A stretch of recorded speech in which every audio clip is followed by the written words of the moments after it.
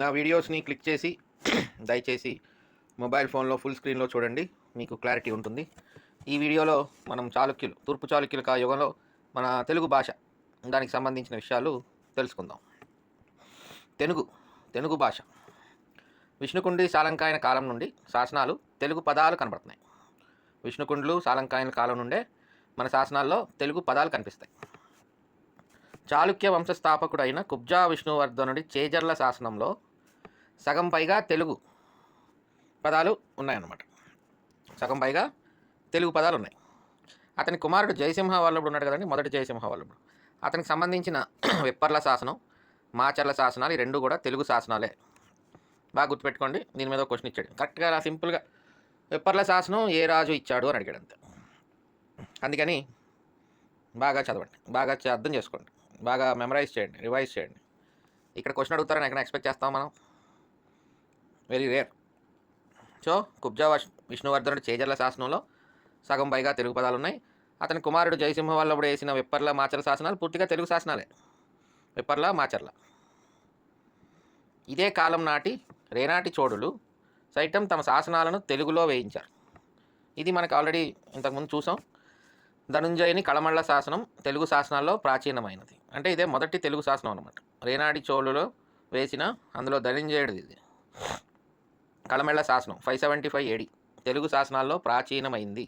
అంటే ఇదే మొట్టమొదటి శాసనం. కళమళ్ళ శాసనం ధనుంజయుడిది, రేనాటి చోళులది మొట్టమొదటి తెలుగు శాసనం కళమళ్ళ శాసనం. గుణగ విజయాదిత్యుని కాలం నాటికి తెలుగులో సంస్కృత పదాల సంఖ్య ఎక్కువైంది. గుణగ విజయాదిత్యుడు వచ్చేసరికి తెలుగు భాషలో సంస్కృత పదాలు మొదలైనవి అన్నమాట. గుణగుని కాలం ఆంధ్ర కవిత్వ చరిత్రలో ప్రథమ ఘట్టం. గుణగుని కాలం ఆంధ్ర కవిత్వ చరిత్రలో ప్రథమ ఘట్టం. అంటే ఇక్కడ నుంచి గ్రామర్ అంటుంది. గ్రామర్ మనం అందులోనే కదా వీక్. అందుకనే నేను తెలుగు సబ్జెక్ట్లో మీకు ఇంతకుముందు ఒక వీడియోలో చెప్పా, 9th క్లాస్లో ఫెయిల్ తెలుగు సబ్జెక్ట్. సరే పాస్ చేశారనుకోండి, 10th వెళ్ళిపోయాం. తెలుగులో 9th క్లాస్లో ఫెయిల్ అనమాట. అందుకనే అంత ఇంగ్లీష్లోనే ఉంటుంది నా ఎడ్యుకేషన్ అంతా. Till my engineering for that matter 2019 కూడా ఇంచుమించు all subjects in English. Only Andhra Pradesh history వరకు కొంచెం తెలుగు పుస్తకాలు రెఫర్ చేయడం జరిగింది. బికాస్ ఇంగ్లీష్ లాంగ్వేజ్లో తెలుగులో ఆంధ్ర హిస్టరీ మీద గ్రూప్ 2 సాధించే టెక్స్ట్ బుక్స్ ఏమీ లేవు. ఎవరైనా సరే ఇంగ్లీష్ మీడియం విద్యార్థులు ఉంటే తెలుగులో చదివి, తెలుగులో అర్థం చేసుకుని, తెలుగులో గుర్తుపెట్టుకుని ఇంగ్లీష్ క్వశ్చన్లు చూసుకుని ఆన్సర్ చేయడమే, వేరే మార్గం లేదు గ్రూప్ 2 సాధించాలంటే. Kindly observe, I understand your problem, but there is no other way. As of me, I am also an English medium student right from LKG to my 39th year in 2019. I am an English medium student. I read Indian economy, AP economy, science and technology, Indian polity, every subject in English medium only. But when it comes to Telugu, Andhra history, we have no other option other than Telugu textbooks. ఏదో ఒక మంచి text book చదవడం, గట్టిగా కుమ్మేయడం, వెళ్ళడం, వేరే మార్గం లేదు మిత్రమా. సో గనుగని కాలంలో ఆంధ్ర కవిత్వ చరిత్రలో ప్రథమ ఘట్టం మొదలైంది. ఈ శాసనం గుర్తుపెట్టుకోండి, ఇంకా అన్ని శాసనాలు గుర్తుపెట్టుకోండి. ఫ్యాక్ట్స్ ఇవన్నీ మనం వీటిని ఏం చేయలేం, మరి గుర్తుపెట్టుకోవడం తప్పితే వేరే మార్గం లేదు. గుర్తుపెట్టుకోవాలంటే ఏం చేయాలి? రివిజన్ చేయాలి. పండరంగడు ఉన్నాడు కదా మన గొనకడి సేనాధిపతి, అద్దంకి శాసనం వేశాడు కదా. అద్దంకి శాసనంలో తరువోజ అనే ఉందట. తరువోజ అంటే అదొక గ్రామర్. గుణగుని సాతులూరు శాసనంలో ప్రాస ఉన్న చంపకమాలా వృత్తం సంస్కృతంలో ఉందంట. మరి తెలుగులో సంస్కృతం పదాలు కూడా కలిసిపోతున్నాయి కదా. సో పండురంగని అద్దంకి శాసనంలో తరువోజ ఉంది. గుణగుని సాతులూరు శాసనంలో ప్రాస ఉన్న చంపకమాలా వృత్తం సంస్కృతంలో ఉంది. తెలుగు కవిత్వానికి ప్రాస ప్రత్యేక లక్షణం. తెలుగు కవిత్వానికి ప్రాస ప్రత్యేక లక్షణం. కందుకూరు ధర్మవరం శాసనాల్లో శేష పద్యాలు ఉన్నాయంటండి. కందుకూరు ధర్మవరం శాసనాల్లో శేష పద్యాలు ఉన్నాయి. యుద్ధమల్లుని బెజవాడ శాసనం ఇందాక చూసాం కదా మనం, మన లాస్ట్ వీడియోలో మహాసేనుడు చేజర్ల నుంచి బెజవాడ వరకు ఊరేగింపు జరిగిందని యుద్ధమల్లుడి బెజవాడ శాసనం అని చూసాం కదా. ఆ శాసనం ఏంటంటే మధ్యాక్కరాల శాసనం అది. అంతకుముందు వీడియోస్లో మీకు ఆరుంబాక అవన్నీ గుర్తుపెట్టుకోమని చెప్పా. బాడపుని ఆరుంబాక శాసనంలో కంద పద్యం సంస్కృతంలో ఉంది. ఆల్ ఫ్యాక్ట్స్ ఇందులో నేను మళ్ళీ తిరిగి ఎక్స్ప్లెయిన్ చేయడానికి ఏమీ లేదు. కైండ్లీ డౌన్లోడ్ ద PDF, మెమరైజ్. క్రీస్తు శతాబ్దం 9వ శతాబ్ది నాటికే తెలుగు సంస్కృతీకరింపబడి గ్రాంధికమైంది. మనకి ఈ టెక్స్ట్ బుక్ని చదవడానికి ఇబ్బంది ఎక్కడ వస్తుందంటే అక్కడే వస్తుంది అనమాట. మన నార్మల్ తెలుగు మనం మాట్లాడుకునే తెలుగులో ఉండదు ఈ టెక్స్ట్ బుక్. కొంచెం గ్రాంధికం వస్తుంది. ఆ గ్రాంధికం అనేసరికి మనకి నోరు తిరగదు. నోరు తిరగకపోయేసరికి సబ్జెక్ట్ ఎక్కడ వస్తుంది మైండ్లో ఫిక్స్ అవ్వదు. సో అందుకని మనం ఈ టెక్స్ట్ బుక్ని వదిలేసి నార్మల్ టెక్స్ట్ బుక్స్ ఎవరైనా రాశారా అని ఎత్తుక్కుంటూ ఉంటాం. కానీ this is the book ultimately one has to refer. తరువోజ ఎక్కడ చూసాం ఇందాక? గుణక విద్యాదిత్యుడి యొక్క తరువోజ. పండురంగని అద్దంకి శాసనంలో చూసాం తరువోజ. సాతులూరులో చంపకమాల. కందుకూరు ధర్మవరంలో శేషపద్యాలు. యుద్ధమల్లుని శాసనంలో మధ్యాకరాలు. ఆరుంబాక శాసనంలో కందపద్యం.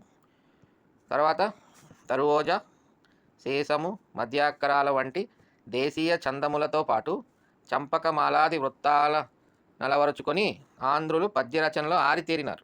మొదలెట్టారనమాట. ఇంకా మన గ్రామర్కి మంచి రిఫైనింగ్ మూమెంట్ స్టార్ట్ అయిందనమాట. తరువోజ, శేషము, మధ్యాకరాల వంటి దేశీయ ఛందములతో పాటు చంపకమాలాది వృత్తాలను నలవరుచుకొని ఆంధ్రులు పద్యరచనలో ఆరితేరినారు. నాడు ప్రజల భాషలో, అంటే మనం మాట్లాడుకునే భాషలో వ్రాయడానికి సాహసించింది జైనులు ఒక్కరే. అంటే కాస్త మరి ప్రజలకు అనుకూలంగా ఉండాలి కదా. జైనులైన పద్మకవి రేచన తెలుగులో గ్రంథాలు రచించారంట. ఏం రచించారు? పద్మకవి అని ఆయన తెలుగులో జీనేంద్ర పురాణం రచించాడు. పద్మకవి జైనుడు జీనేంద్ర పురాణం తెలుగులో రచించాడు. ఈ పద్మకవి మరియు కన్నడంలో విక్రమార్జున విజయకర్త అయిన పంప ఒక్కరేనని కొందరు అభిప్రాయం. అది లాస్ట్ వీడియోలో కూడా మనం అనుకున్నాం. ఈ పంపకవి తమ్ముడు జీనవల్లభుడు కూడా గొప్ప కవట. అతను గంగాధర శాసనం ఇచ్చాడు. గంగాధర శాసనం ఎవరిది? జీనవల్లభుడిది. జీనవల్లభుడు ఎవరు? పంపకవి తమ్ముడు జీనవల్లభుడు సైతం గొప్ప కవియే. అతని గంగాధర శాసనంలో తెలుగు కంద పద్యాలు ఉన్నాయి. కంద పద్యాలు. తర్వాత మళ్ళీ బాడప, ఆరుంబాక, ఈ జీనవల్లభుడు గంగాధర శాసనాల వల్ల నాడు కంద పద్యం అనేది బహుళ ప్రచారంలో ఉన్నట్లు తెలుస్తుంది. ఆరుంబాక, బాడపది, గంగాధరది తెలుగు శాసనం, గంగాధర జీనవల్లభుడిది గంగాధర తెలుగు శాసనం. ఈ రెండింటిలో కూడా నాడు కంద పద్యం అనేది బహుళ ప్రచారంలో ఉన్నట్లు తెలుస్తుంది. రాజరాజ నరేంద్రుని కాలం నాటికి తెలుగు భాష స్వరూప పరిణామం పూర్తయింది. సో ఫుల్ ఫ్లెడ్జ్డ్గా మన తెలుగు రెడీ అయిపోయింది రాజరాజ నరేంద్రుని కాలం నాటికి. అతని ఆస్థానంలో పావులూరి మల్లన, ఇది మళ్ళీ వస్తుందండి, మనం దీని గురించి చూద్దాం. జస్ట్ పక్కన రిఫరెన్స్ కోసం రాశాను. గణిత శాస్త్ర సమస్యలను కూడా సుబోధకంగా తెలుగు పద్యాల్లో వ్రాసినాడంటే ఆనాటి భాష ఎంత మార్ధవాన్ని, శబ్ద నైపుణ్యాన్ని సంతరించుకున్నదో గ్రహించవచ్చు. ఈ పావులూరు మల్లన ఏం చేశారంటే గణిత శాస్త్రం అంటే మ్యాథమెటిక్ ప్రాబ్లమ్స్ని కూడా తెలుగు పద్యాల్లో రాసాడట, పద్యాల రూపంలో. అంటే దాన్ని బట్టి ఆనాటి భాష ఎంత మార్ధవాన్ని, శబ్ద నైపుణ్యాన్ని మన తెలుగు భాష సంతరించుకున్నదో గ్రహించవచ్చు అంటున్నారు. ఇతను కూడా ఈ రాజరాజ నరేంద్రుడు కొలువులో ఉన్న వ్యక్తి. రాజరాజ నరేంద్రుడు నన్నయ్య భట్టారకుని భరతాంధ్రీకరణకు ప్రోత్సహించినాడు. అంటే మహాభారతాన్ని తెలుగులో రాయండి అని, ఆంధ్రీకరణ చేయండి అని నన్నయ్య గారిని రాజరాజ నరేంద్రుడు ప్రోత్సహించాడు. అందుకు సరైన వ్యక్తి నన్నయ్య భట్టు.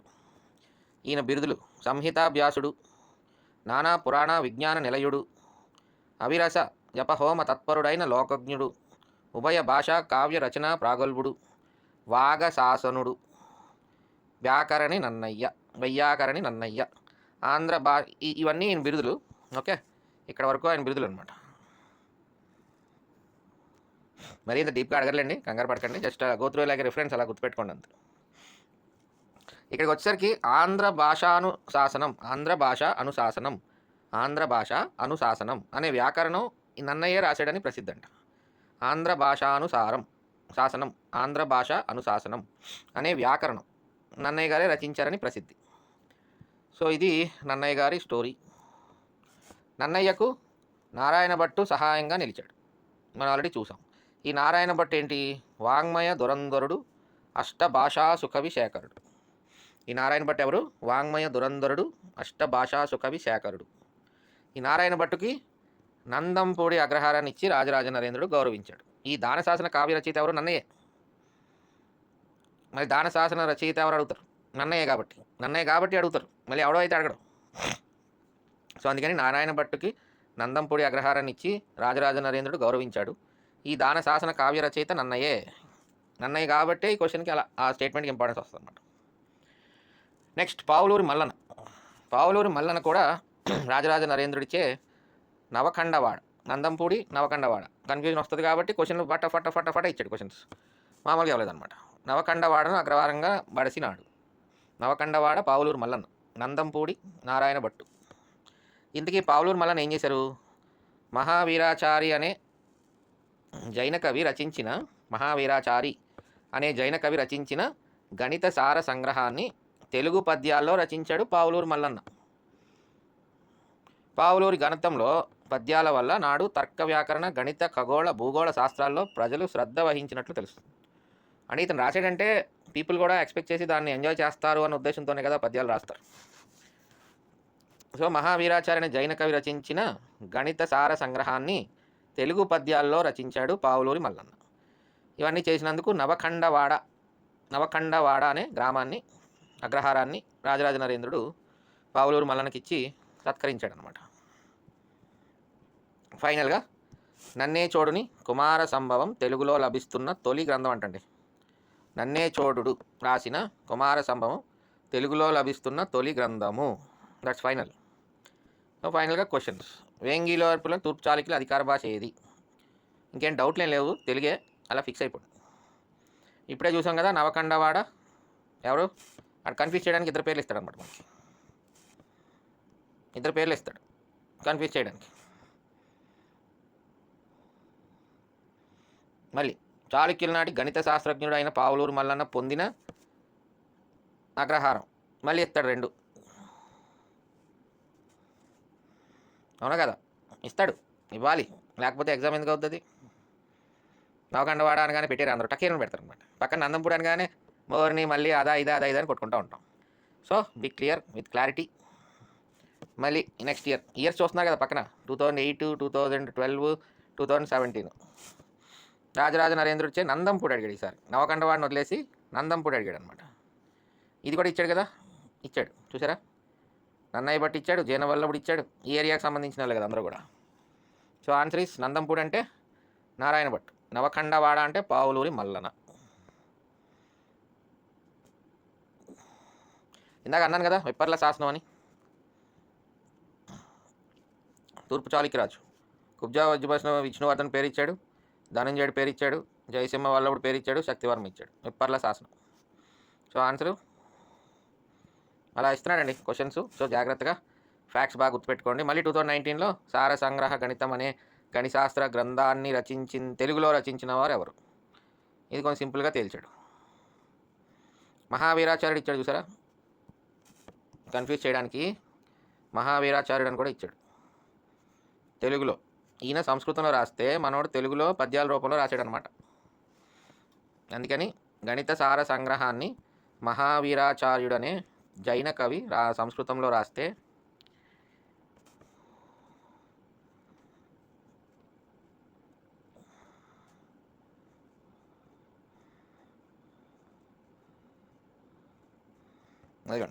మహావీరాచారి అనే జైన కవి రచించిన గణిత సార సంగ్రహాన్ని తెలుగు పద్యాల్లో రచించాడు.